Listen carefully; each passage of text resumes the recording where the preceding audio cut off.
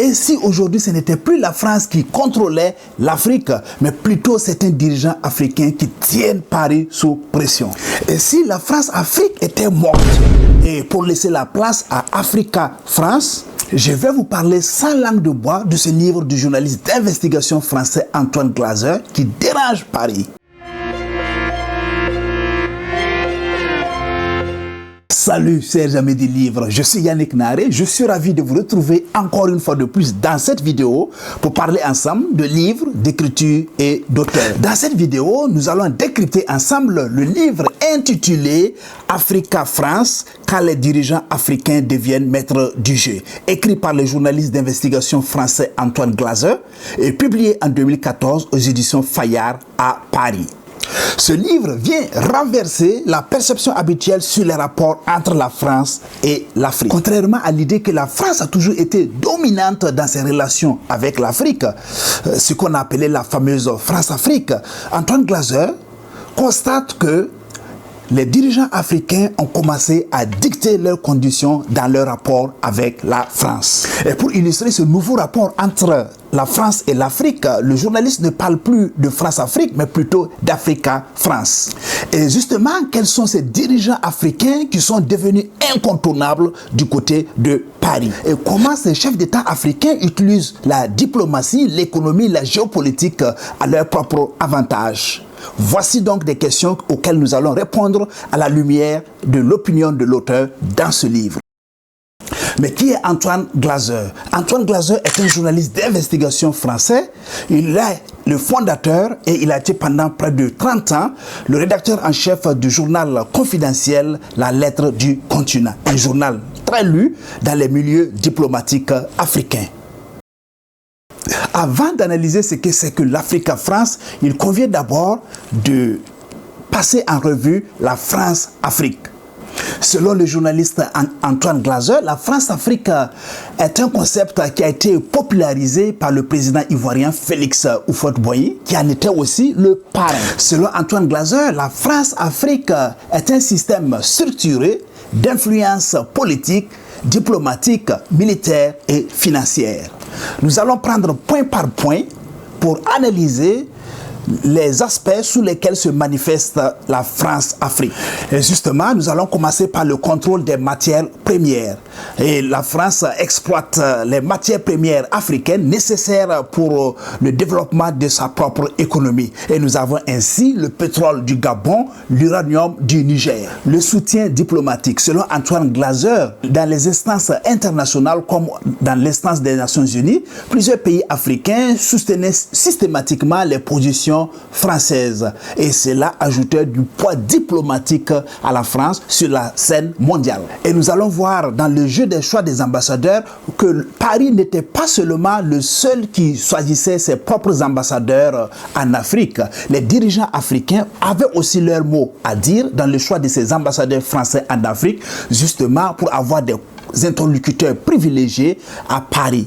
Par exemple, entre 1963 et 1993, la Côte d'Ivoire, sous Félix Houphouët-Boigny, n'a connu que 2 ambassadeurs français. Et nous savons que la durée moyenne en fonction d'un ambassadeur français est généralement de 3 à 4 ans. Un autre exemple pour illustrer ce jeu des ambassadeurs dans les relations France-Afrique. Sous le général Charles de Gaulle, les ambassadeurs africains présentaient leurs vœux à l'occasion du Nouvel An séparément du reste du corps diplomatique accrédité à Paris. Lors des élections présidentielles africaines, le conseiller Jacques Foccart faisait parfois signer au général de Gaulle une lettre de félicitations avant même le scrutin. Pourquoi? Parce que la France voudrait être le premier pays à féliciter le vainqueur. Voici ce qu'était la France-Afrique, c'est-à-dire un réseau d'influence solide, structuré et profondément enraciné. Et progressivement, la France-Afrique a cédé la place à ce que l'auteur a appelé l'Africa-France. Et justement, c'est là où commencent les nouveaux rapports entre la France et l'Afrique. S'il y a un homme, un chef d'État africain qui symbolisait la puissance de la France-Afrique, c'est bel et bien le président gabonais Omar Bongo. À Paris, rares étaient ceux qui osaient s'opposer à lui. Mais pourquoi? Parce qu'il détenait beaucoup de secrets, connaissait les coulisses et aussi sa capacité de nuisance politique était réelle. Selon Antoine Glaser, Omar Bongo n'était pas simplement un élément du système de la France-Afrique, il était aussi le pilier de cette même France-Afrique. Omar Bongo était régulièrement consulté par l'Élysée sur certaines questions sensibles de la France en Afrique. Et Omar Bongo lui-même, il disait que la France sans l'Afrique est une voiture sans carburant. Omar Bongo entretenait des relations avec la classe politique française qu'il soutenait, qu'il finançait et qu'il même influençait. Il est resté proche de Jacques Chirac, mais Jacques Chirac s'en méfiait malgré les relations cordiales que les deux hommes, Omar Bongo et Jacques Chirac, affichaient en public. Omar Bongo était tout à fait fasciné par la politique française. L'ancien ambassadeur français au Gabon, entre 2003 et 2008, nous donne un détail révélateur de cette fascination que la politique française exerçait sur Omar Bongo. Et selon ce diplomate, Omar Bongo aurait voulu être ministre de la France. La preuve en est que lorsqu'il recevait les diplomates français, il ne parlait jamais de la coopération entre le Gabon et la France. Il passait son temps à parler de la politique intérieure française. Et si bien qu'après ces audiences avec Omar Bongo, les diplomates français étaient obligés d'inventer des sujets de coopération pour donner à la presse qui sollicitait des interviews. Or, en réalité, dans les coulisses, il n'en a été question que de la politique française. Mais quand Ali Bongo succède à son père Omar Bongo en 2009, la perspective a commencé à changer. C'est ainsi que Ali Bongo se méfie de l'entourage français de son défunt père, Omar Bongo. Il commence à diversifier les partenariats militaires du Gabon et en traitant avec l'Allemagne, l'Autriche, le Royaume-Uni et même il commence à regarder du côté des États-Unis. En 2011, il a été le premier chef d'État africain francophone à être officiellement reçu par le président américain Barack Obama. Au Congo, plus précisément au Congo-Brazzaville, il y a un homme qui incarne parfaitement ce changement de rapport entre la France et l'Afrique. Et cet homme, c'est bel et bien le président Denis Sassou Nguesso. Selon Antoine Glaser, Denis Sassou Nguesso ne supportait pas être mis à l'écart des décisions prises par Paris. Il voulait peser dans le jeu politique et géopolitique. Omar Bongo lui faisait de l'ombre en Afrique centrale et bien que Omar Bongo est marié en 1990 la fille préférée de Denis Sassou Nguesso, Edith Bongo. Ainsi, en 2002, Denis Sassou Nguesso crée sa propre loge maçonnique et devient ainsi le grand maître de la Grande Loge du Congo. Mais pourquoi avoir décidé de créer sa propre loge maçonnique? Retenez que dans la France-Afrique, les réseaux de la franc-maçonnerie jouent un rôle essentiel. Ainsi, à travers la Grande Loge du Congo, Denis Sassou Nguesso ne dépend plus des circuits traditionnels à Paris. Il revient au cœur des affaires d'État et devient incontournable. Et même au-delà des frontières congolaises, c'est lui, Denis Sassou Nguesso, qui a eu à initier le président centrafricain François Bozizé à la franc-maçonnerie. Au Burkina Faso, le parcours de Blaise Compaoré illustre justement l'évolution de ce rapport dans la France-Afrique. Blaise Compaoré a accédé au pouvoir en 1987 suite à l'assassinat du président Thomas Sankara et immédiatement il s'est inscrit dans la logique de la France-Afrique. Il a bénéficié du soutien de Félix Houphouët-Boigny, du président ivoirien qui était justement une figure centrale du dispositif franco-africain. Justement, avec le temps, les choses ont commencé à changer. Blaise Compaoré devient un président plus autonome, plus stratégique, plus distant avec Paris. Il mène ses propres médiations sans consulter Paris, notamment en Guinée, en Côte d'Ivoire et au Togo. Il mène ses propres médiations directement avec les acteurs sans informer parfois Paris. Et à Paris, cela inquiétait. Puis arrive un moment symbolique. En 2012, le président français, François Hollande, interroge Blaise Compaoré sur son intention de modifier la constitution de son pays, l'article 37, pour se maintenir au pouvoir. Blaise Compaoré a mal digéré cette émission du président français dans les questions politiques intérieures du Burkina Faso. et il commence à prendre ses distances avec Paris. Direction le Niger, un pays stratégique pour la France, un pays d'uranium. Nous sommes le 3 juillet 2010 à Paris, à la résidence de l'ambassadeur du Niger.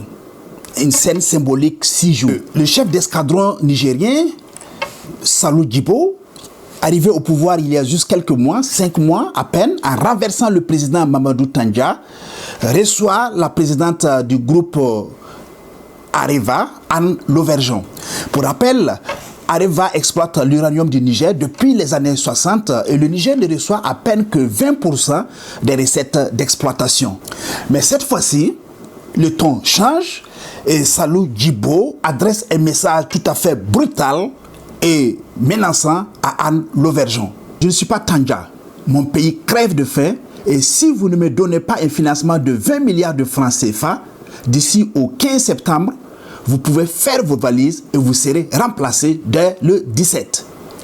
Pour la première fois, un dirigeant nigérien ose s'adresser à un dirigeant d'un groupe industriel français sur un ton de fermeté assumé. Ce n'est plus une relation paternaliste entre le Niger et la France, mais plutôt un rapport de force. Après 1983, le président camerounais Paul Biya a failli être emporté de justesse par un autre coup d'État le 6 avril 1984. L'ancien président Amadou Ahidjo, resté proche de la France, notamment de Jacques Foccart, est suspecté d'être l'instigateur de ce nouveau coup d'État. Alors Ahidjo s'exile à Dakar, au Sénégal, mais Paul Biya est resté méfiant depuis lors de la France. Pour sa protection personnelle, Paul Biya ne fait plus confiance à la DGSE française, mais plutôt confie sa sécurité personnelle aux Israéliens.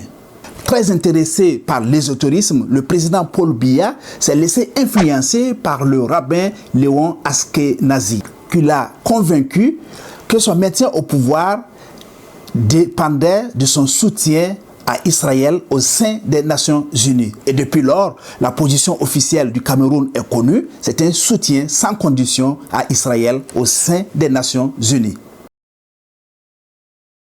Que retenir de ce livre intitulé Africa France quand les dirigeants africains deviennent maîtres du jeu, écrit par le journaliste français Antoine Glaser et publié en 2014 aux éditions Fayard à Paris.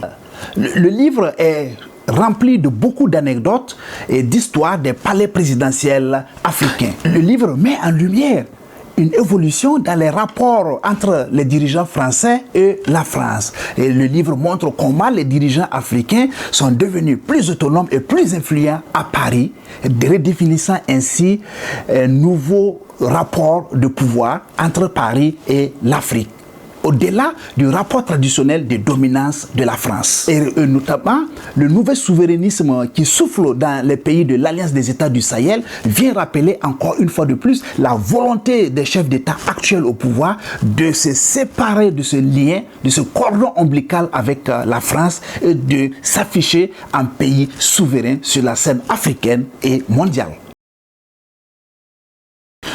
Mais avant de terminer cette vidéo, je voudrais vous recommander 3 autres ouvrages de l'auteur Antoine Glaser à lire absolument. Le premier livre s'intitule Le piège africain de Macron.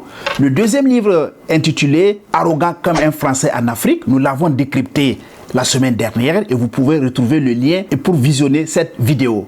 Et le troisième livre s'intitule Comment la France a perdu l'Afrique. D'après toi, les dirigeants africains sont-ils vraiment devenus autonomes ou le système de la France-Afrique est toujours en place? N'hésite pas à donner ton opinion en commentaire. Je suis curieux de savoir ce que tu en penses. On se donne rendez-vous à très bientôt. Ciao!